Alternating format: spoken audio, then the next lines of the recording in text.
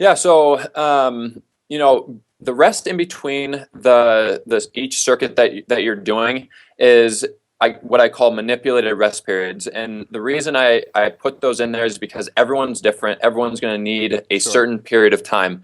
And so I kind of give them just a baseline. So it'll be, rest no longer than 90 seconds. And a lot of people will finish the circuit and rest for 45 seconds, and they're ready to go into that second circuit. So it's really on the person to figure out a rest period that's good for them, mark it down, and then you're trying to the next time you do that workout, you're trying to rest for or a less time period during that workout. Does that make sense? Yeah. Yeah. Okay. Absolutely. So yeah, you're improving the rest periods as well as getting stronger in the workouts. As far as the amount of circuits that you're doing, it will range anywhere from 3 to 4, but most circuits only consist of 2 to 3 exercises. Yeah. And in terms of of safety, it's great because even the workout that I'm doing when I went from barbell squats into pull-ups into squat jumps, the barbell squats are really the only exercise that is necessarily dangerous, I guess people Right. could say. I would never have someone go from squat jumps into a barbell press, because your legs would already be done and stuff like that. So yeah, it's the workouts will take anywhere from 20 to 25 minutes, and I kind of have a rule that I never want to go past 30 minutes. That's once you hit a certain point in your workout session, if you're working really hard, your hormones start switching and going the opposite way, and Yeah. you start producing the bad hormones and things like that. So yeah, 20 to 25 minutes, and then you're just constantly trying to get stronger each session, lessen rest times, and you're just training as an athlete. Basically, you're trying to get better, trying to boost that performance. Yeah, that's fantastic, man. That's just such an interesting way to train because it's so simple. Like Mm. 3 exercises, you get your strength, endurance out of the way, and then you get your like just high intensity stuff, and then you just go home. And I Yep. like how you mentioned that in the short workouts as well, because athletes, sure, they train for a long period of time, but most people don't realize they're going to do these brief high intensity sessions, and then they're going to rest for like 10, 15, 20, 30 minutes, do another session, and repeat. And that's how they're able to sustain a 4-hour training session. It's not like they're doing P90X for four Yeah. rounds straight. You know what I mean? That doesn't exist because all you would get good at is like moving at a medium intensity for a long ass period of time. You'd look more like a marathoner than an actual an athlete. And so you're really like, hey man, this is kind of like condensed athletic training. Get in there, give me your 10, and get out, and you're good, right? Oh yeah, absolutely. I mean, that brings up a really good point too. Is like people will say, well, athletes don't train for 20 minutes, and or they train a lot longer than that. And it's like, well, that's their job too. Right. I mean, athletes are training because that's what they do. And when I came in my freshman year as a basketball player, where I played, my coach came up to me after a 2-hour session that I just went through, and he came up to me and he goes, after the 40-minute mark, your workout was useless. I was like, what are you talking about? And he basically explained to me how, once you hit about the 40-minute mark, your mind starts wandering, and, the pace of my workout slowed down. And, so basically for an hour and 20 minutes, I was going about 75% speed because I didn't have any energy. But I thought, at the time, I was thinking the longer I can work out, the better. And it's not necessarily true. I mean, your mind does lose focus. And so even back when I was in college, I would train 2 to 3 times a day, but most of my sessions were 40 minutes. Right. And at the time, that was my job. I was an athlete. It was the summertime, and I was, I'd work out in the morning, maybe get a lift in for 40 to 45 minutes, and then I'd come back and shoot later in the day for 40 to 45 minutes. And it's like, so yeah, I worked out twice in a day, but I was an athlete and I had trained for that for years, past. But now, if I were to do that again, first of all, I'd have to build up to that, but we don't have the time to do that. We Yeah. have, jobs where, we're tired. And so that's why I find like you can still get incredible results in half the time that you think you can, or 75% of the time that some people think they can, in 20 to 25 minutes, and you're going to see incredible results. That's cool, man. One of the things I want to bring to light right now, because obviously you're an explosive athlete. You're like a Mm. basketball player. You're into high intensity workouts, jump squats and swings, and a lot. It sounds like a lot of the stuff you really, really value explosive power. And one of the things that we see is that athletes will train for explosive power. And then people will think they're emulating athletic training, but they're really just going at 75%. And something that a lot of people don't talk about, Dennis, I'm sure that you do talk about this, is that said principle. You get better at what you practice. And so if you do a 45-minute or an hour-long, quote-unquote, high-intensity workout session, really all you're doing is getting better at operating at 75%.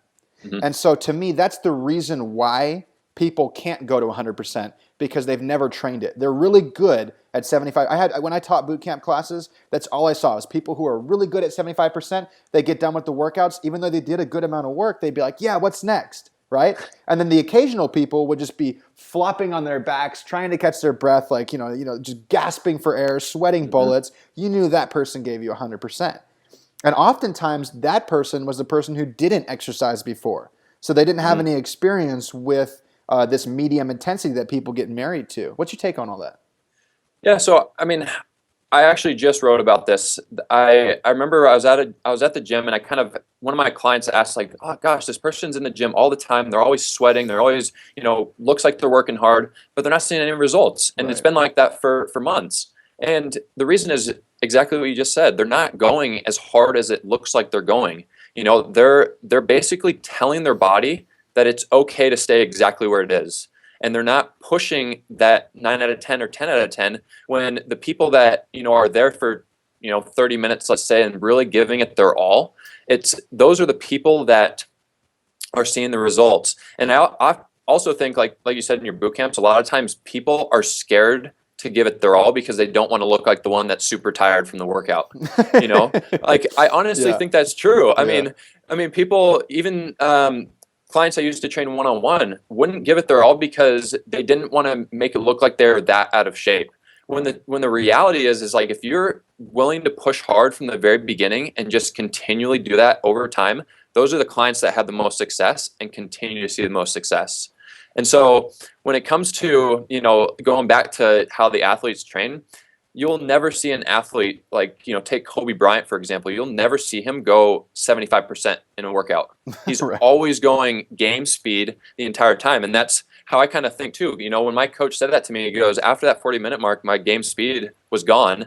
And so that's how I kind of attack the workouts and have my clients attack the workouts, is make sure that you're going, quote unquote, game speed on every lift, on every exercise that you're doing, and that's how you're going to continue to see the results that you want. That's fantastic, man. That kind of digs us into mindset real quick. Maybe we'll talk about that before we finish up the call. So Dennis, you've actually trained a lot of people. You're not one of these armchair theoreticians out there.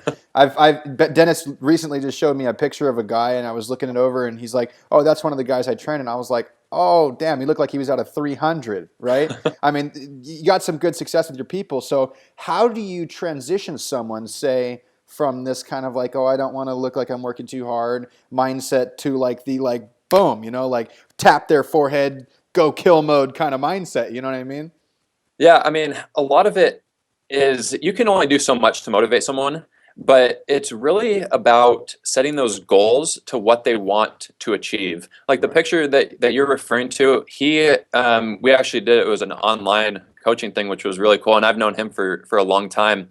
And he basically sparked his interest in fitness by he went on like some really long bike ride, which was really cool. And then he was like, I want to transform my body. And it's like, people need to understand that once you start seeing results, that you'll just continue to want to see those results. That's what happened to him. He's become a personal trainer now. I mean, he's training his clients on his own. Like, he's doing great, and it's all because he got that mindset. He saw the results to begin with because he pushed hard in the beginning, and that just continued. And it's kind of, the snowball effect. You get that snowball rolling down the hill. It's just going to keep bringing that success forward. And mindset really is huge. As a former athlete, it's not hard for me to get motivated to work out, or it's not hard for me to push myself in a workout. But I do understand that people have difficulty doing that. But again, it's just all about having that positive mindset and not really looking at a workout necessarily as a workout.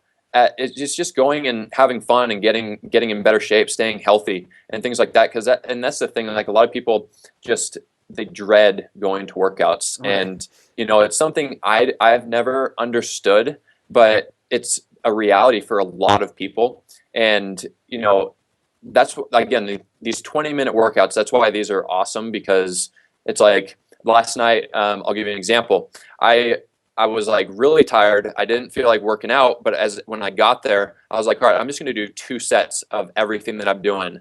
And just making that small switch, I pushed super hard in 2 sets. But if I would have had to do 3 sets, I'd have been like, oh my gosh, like there's no way, And so just making like slight changes in your workout, maybe even one day you can't make the 20 minutes, just do 10 minutes hard and give it everything you've got. Right. So yeah, I mean, it's just all about, finding what motivates you, sticking with it, and just seeing those results in the beginning and let that snowball effect take place. Yeah, that's fantastic, man. It's so true. We're so busy that these short, intense workouts really fit with people a lot more these days than kind of longer, drawn out sessions. And just doing something, like you said, I remember there was a time when I was really tired. I was just overworked, but obviously I have to do something to keep up my body. And I would go out to the gym and I'd just say, just do 1 rep. You know what I mean? But the truth is, as soon as you do that 1 rep, you're in workout mode, and the whole workout tends to happen. So I also tell people to, if they do feel like that, to start out doing their favorite exercise. right. So one of my favorites is bench press. So if I'm feeling unmotivated, even if I'm not on chest that day, I just do bench press, and the workout just kind of carries itself after that. Right. You bring that. That's really smart. You bring that sense of enjoyment from the start of it, and then you kind of work back from there. That's cool. Mine would probably be handstand push-ups. I can't get enough handstand push-ups, man.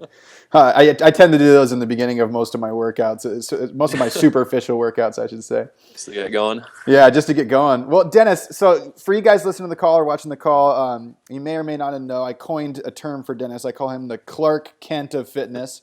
Obviously, he looks kind of like Clark Kent, but he also looks like Superman with his shirt off. And Dennis, you have a new program coming out. You have Superhero Body, right? Yep. Cool. Correct. And that kind of features the style of training we just talked about. Is that right?